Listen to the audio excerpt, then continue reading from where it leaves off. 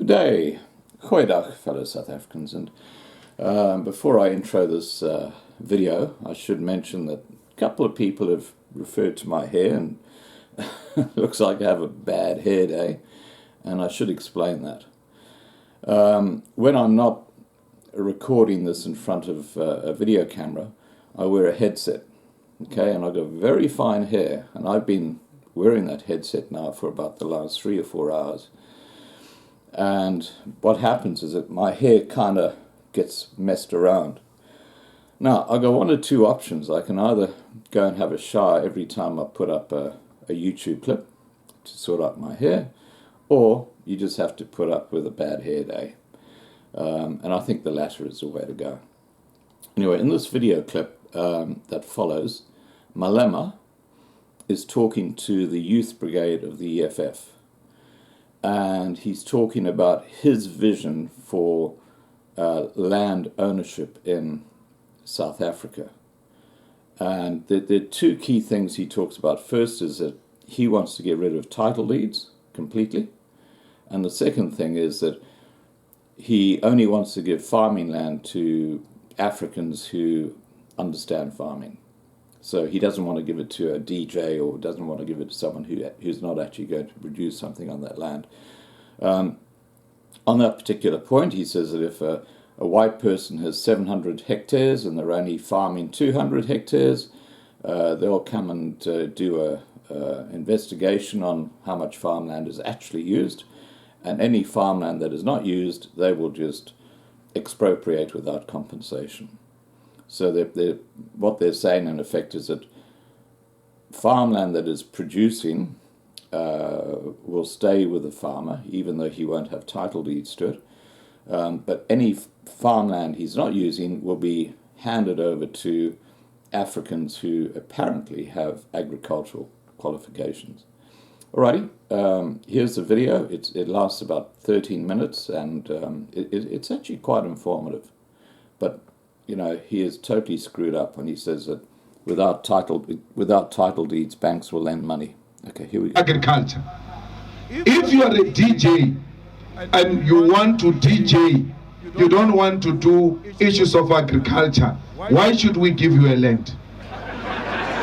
Continue playing music.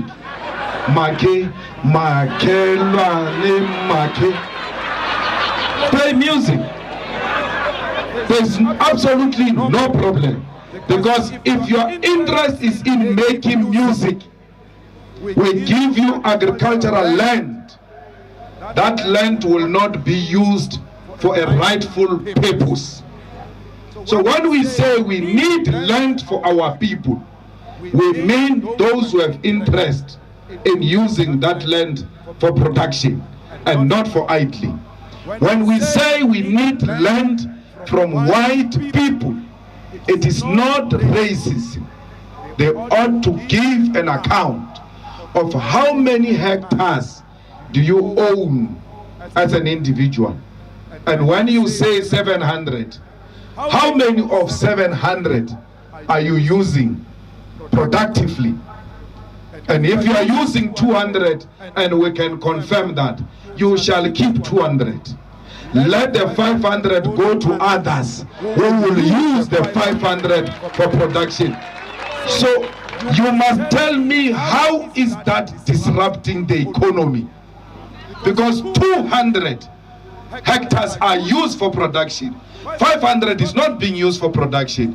We keep your production. We now are going to use the remaining 500 for production. And some intellectual wants to claim that that will be a collapse of the economy. Some fool was saying, if a white person owns a house with 8 bedrooms, we will divide the house and give the other portion to the people of Alexander. That is a non-thinker. But by Alexander,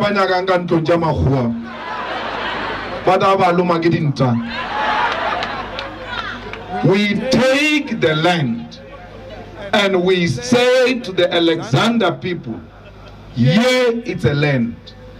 those who qualify to get a piece of land for residential purposes, you shall build here, next to this 8-bedroom. Not in the 8-bedroom. Let the 8-bedroom continue to be 8-bedroom. We have no problem, but we shall be neighbors. You like it or not, we are sharing the land. Tell me, how is that threatening the white people's property? They don't want us next to them because they regard us as subhuman. That's why they don't listen to the logic of the EFF when we speak the land. It is hatred, because any black person next to white people, you are threatening privilege. What is privilege of white people? Why do you want to stay where they stay? We want to stay there because privilege has given them reliable water. Privilege has given our parents spend more money on transport. But if they come closer to where they work, they are going to save that money they were spending on transport. And that money will go into feeding you so that you remain focused at school. We need that. So don't say, I don't need the land, I don't want to be in agriculture or anything of that sort. You need the land. Even if you don't need the land personally, more production, meaning more food, will make food cheap. More food will make food cheap, because what the current producers of food do, they produce more food and then release less, so that they can dictate the price of food. Even if there is enough meal to feed all of us, they just make deliberate scarcity of meal so that they can control the price, and all of us cannot afford. So we need more production so that we can force the dropping of the price of food. All of us need that. So fighters, the land is dignity, the land is who you are. The land is where your umbilical cord is buried. So the burial of the umbilical cord is the creationship of a relationship between you and the land. It is the same relationship you have with your mother. It is through the umbilical cord. The land is your mother. You are connected to it. Without it, you are nothing. That's why when we ask you, when you introduce yourself and say, my name is Julius Malema, the second question will be, where do you come from? We want to locate you to a portion of the land. So how it was Shiu? Shiu is just a name for direction purposes. But you are telling us that my umbilical cord is buried at this portion of the land. That's who we are. So we don't want this nonsense of title deeds. They say people must get title deeds, because without title deeds you can't get finance. It's an absolute rubbish. Let's go to Mall of Africa. Those who know Mall of Africa in Midrand. That Mall of Africa is built on a land owned by the Indian family.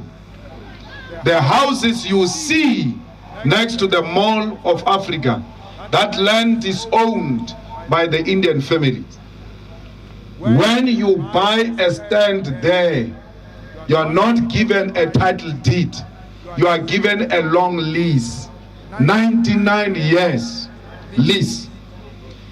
Even when you don't have a title deed of that land at Mall of Africa, the bank still finances you to build a house on a land you don't have a title deed. So why will they do it there on a land that is owned by individual Indian family, and not do it on a land that is owned by the state, leased to you. The DA says you must get the title deeds, because now they want to steal the land legitimately. They know we are poor. They know our immediate demand is food. We want to feed our children. We can't eat land. So they give you the land and they give you the title deed. Before you know it, in the morning, a white man walks into your house with a bag full of money and say, sell the land to me. You look at a piece of paper and you look at the small pieces of paper in the bag. Last night the children did not sleep. They were crying. You just received a call, the one at the university wants to drop out. You look at the paper and you look at the bag, and you shall choose Chelete. Because what they will do to you,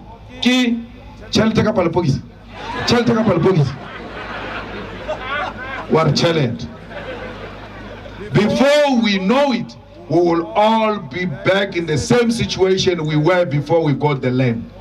Why? We want to eat now, we cannot eat in the future. So the EFF says, you give them the lease, a long lease, so that they can start bonding with the land.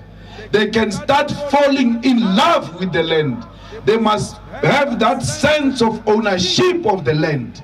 Once they've developed that, and now, once they've realized that they can actually use this land to feed themselves, you can now start talking about the title deeds, if it's a must.